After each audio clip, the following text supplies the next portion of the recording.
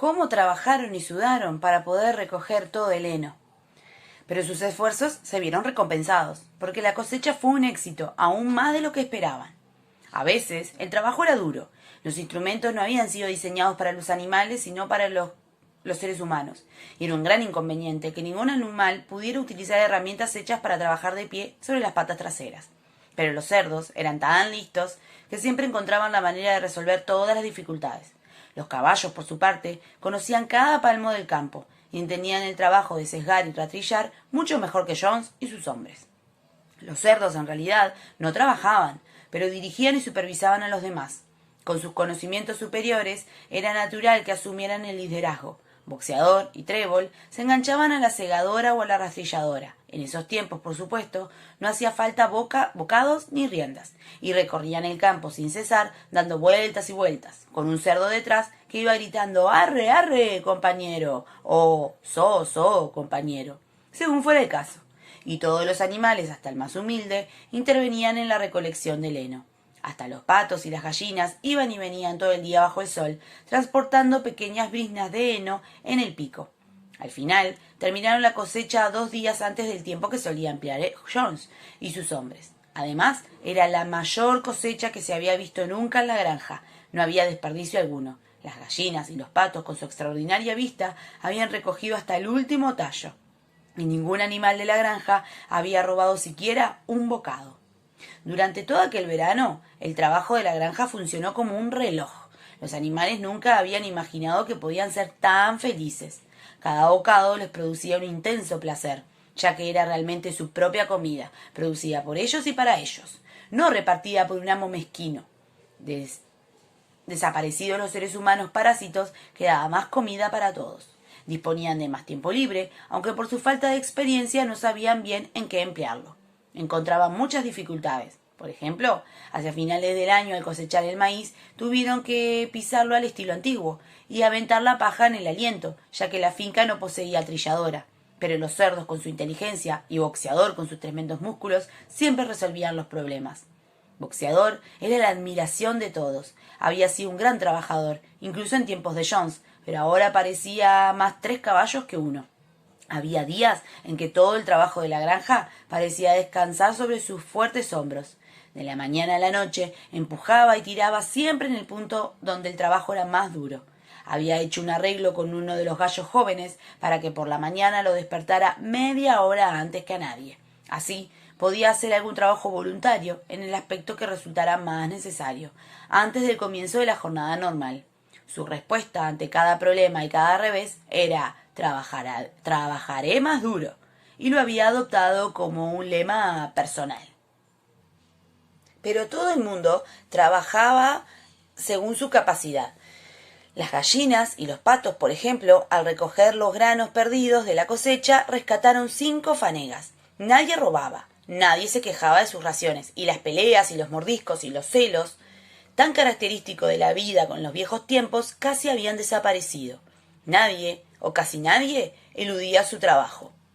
Es cierto que Marieta no se destacaba por madrugar y solía dejar de trabajar temprano, alegando que tenía una piedra en un casco. Y la conducta de la gata era un poco rara. Pronto se descubrió que cuando había trabajo que hacer, la gata nunca estaba. Se esfumaba durante varias horas y reaparecía cuando iban a comer o por la noche, cuando había terminado el trabajo, como si nada hubiera ocurrido. Pero sus excusas eran siempre tan excelentes y ronroneaba con tanto cariño que resultaba imposible no creer en sus buenas intenciones. El viejo Benjamín, el burro, no parecía haber cambiado desde la Revolución. Hacía su trabajo de la misma manera, lenta y obstinada, que cuando lo mandaba Jones, sin eludir nunca sus obligaciones, pero sin ofrecerse jamás a hacer una tarea especial. Sobre la Revolución y sus resultados no expresaba ninguna opinión. Cuando se le preguntaba si no era más feliz ahora que no estaba Jones, se limitaba a decir: «Los burros viven mucho tiempo. Ninguno de ustedes ha visto a un burro muerto». Y los demás tenían que contentarse con esa respuesta críptica. Los domingos no se trabajaba. El desayuno tenía lugar 1 hora más tarde que de costumbre, y después del desayuno celebraban una ceremonia que se repetía cada semana sin falta. Primero se izaba la bandera.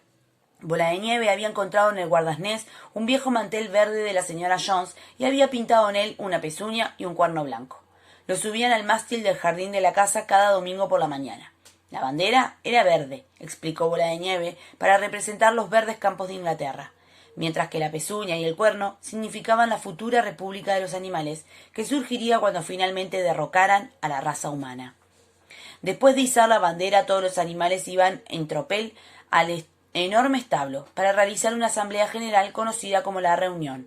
Allí se planificaba el trabajo de la semana siguiente y se proponían y se debatían las resoluciones. Esas resoluciones las proponían siempre los cerdos. Los demás animales entendían cómo votar, pero nunca se les ocurrían resoluciones propias. Bola de Nieve y Napoleón eran, con mucho, quienes más intervenían en los debates, pero se notaba que esos dos nunca estaban de acuerdo. Cuando uno sugería algo, se podía tener casi por seguro que el otro se opondría, hasta cuando se resolvió. Nadie podía oponerse a esa decisión, reservar el pequeño campo que había detrás del huerto como sitio de descanso para los animales que ya no pudieran trabajar. Hubo un acalorado debate sobre la edad correcta de jubilación para cada clase de animal. La reunión siempre terminaba con el canto de bestias de Inglaterra, y la tarde se dedicaba para el recreo. Los cerdos habían reservado el guardaarnés como sede para ellos. Allí, por la noche, estudiaban herrería, carpintería y otras artes necesarias, incluidas en los libros que había sacado de la casa Bola de Nieve también se ocupaba de organizar a los demás en lo que él denominaba comités animales.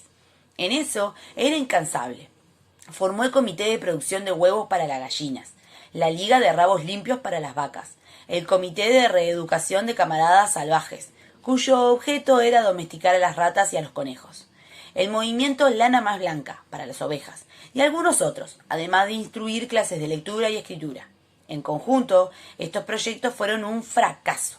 Por ejemplo, el intento de domesticar a las criaturas salvajes se malogró casi de inmediato.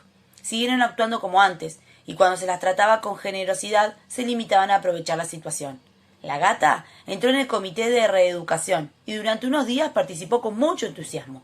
Un día la vieron sobre un tejado conversando con unos gorriones, que se mantenían fuera de su alcance. Les decía que ahora todos los animales eran compañeros, y que si un gorrión quisiera, se le podía parar en la pata, pero los gorriones conservaron la distancia. Sin embargo, las clases de lectura y escritura tenían mucho éxito. Al llegar el otoño, casi todos los animales de la granja sabían, hasta cierto punto, leer y escribir. Los cerdos ya sabían leer y escribir perfectamente. Los perros aprendían a leer bastante bien, pero solo les interesaba leer los 7 mandamientos. Muriel, la cabra, leía un poco mejor que los perros, y a veces por la noche leía a los demás trozos de periódicos que encontraba en la basura. Benjamín leía tan bien como cualquier cerdo, pero nunca ejercitaba esa facultad. Por lo que sabía, explicaba, no había nada que merecía la pena ser leído.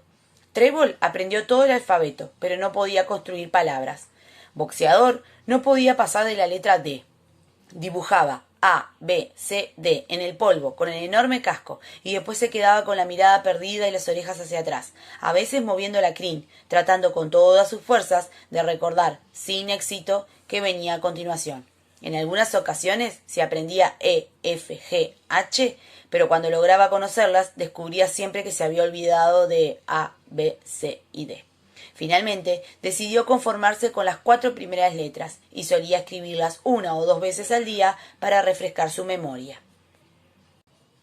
Marieta se negaba a aprender más que las 7 letras de su nombre. Las hacía con mucho cuidado y usando ramitas que decoraba con 1 o 2 flores, y después caminaba alrededor, llena de admiración. Ninguno de los otros animales de la granja lograba pasar de la letra A. También se descubrió que los animales más estúpidos, como las ovejas, las gallinas y los patos, eran incapaces de aprender de memoria los 7 mandamientos. Después de mucho pensar, Bola de Nieve declaró que los 7 mandamientos podían, de hecho, reducirse a una sola máxima. 4 patas sí, 2 patas no. Eso, dijo, contenía el principio esencial del animalismo. Quien lo hubiera comprendido a fondo estaría a salvo de toda influencia humana. Las aves primero se opusieron porque les parecía que también ellas tenían 2 patas, pero Bola de Nieve les demostró que no era así.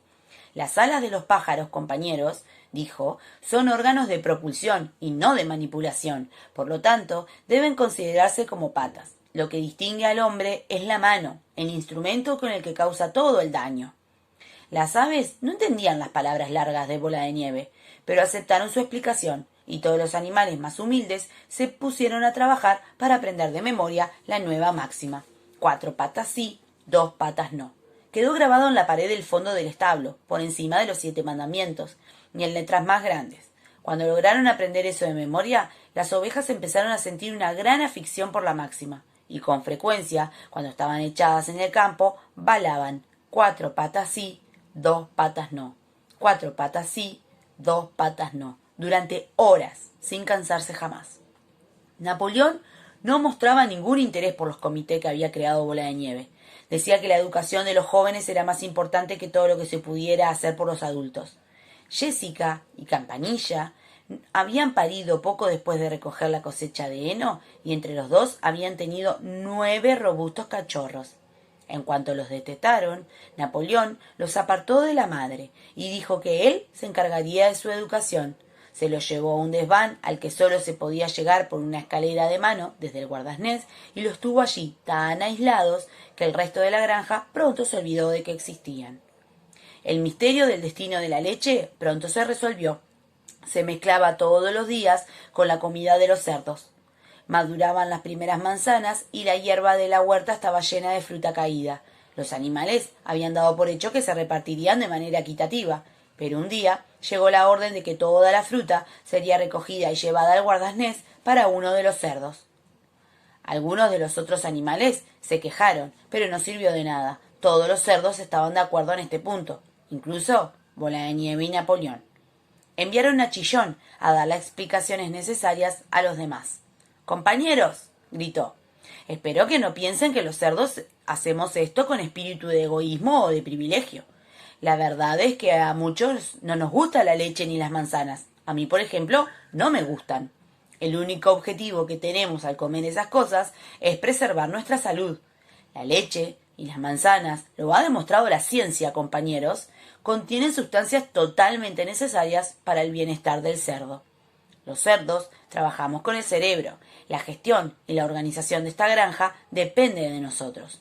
Día y noche velamos por el bienestar de cada uno de ustedes. Es por ustedes, bien, que debemos beber la leche y comernos las manzanas. ¿Saben qué ocurriría si los cerdos no cumplimos con nuestro deber? ¿Volvería Jones?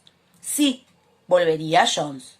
Yo no creo, compañeros, exclamó Chillón, casi suplicante, brincando y moviendo la cola, que ninguno de ustedes quiera que vuelva Jones. Si de algo estaban seguros los animales, era de que no querían que volviera Jones. Al oír las cosas explicadas de ese modo, no encontraron argumentos para objetar. La importancia de conservar el buen estado de salud de los cerdos era demasiado evidente. Se acordó entonces, sin más discusión, que la leche y las manzanas caídas, y también el grueso de la cosecha cuando madurase, se reservarían solo para los cerdos.